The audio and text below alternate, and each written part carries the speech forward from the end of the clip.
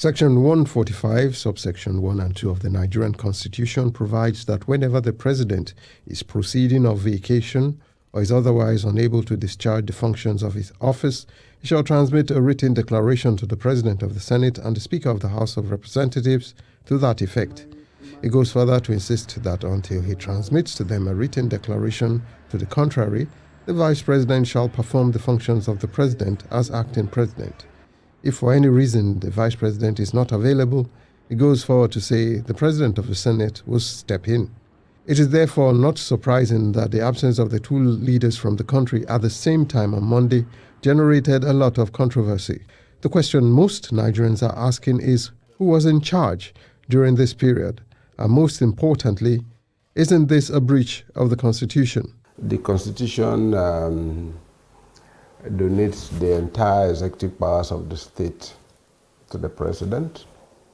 And the same Constitution says he can perform those functions either directly or through the Vice President, ministers, and officers in the public service of the Federation. So we start from there. The question will only come when you have a situation as contemplated in the Constitution to say if after 21 days, for an example, the President is out of the country for 21 consecutive days without giving a letter. Presidential aides have in the past dismissed public concerns on the matter, saying the President can work from anywhere in the world. Well, I think the Vice President should be back by now. It's not a long trip, it's just 24 hours, 48 hours a trip.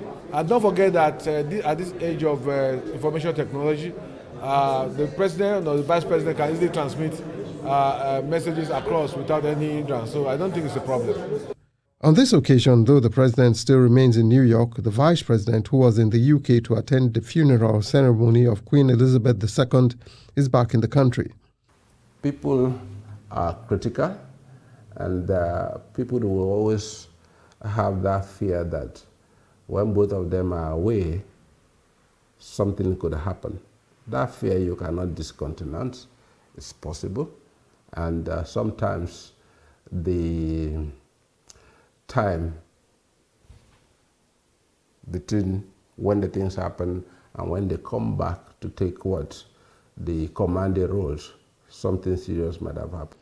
Despite doubts about the constitutionality of his action, President Buhari has continued to execute presidential functions when he is away from the country. With no clear-cut check from the National Assembly, which is the custodian of the Constitution, it is likely that this particular habit will continue until May 29, 2023. From the Federal Capital, Queried Trust TV News.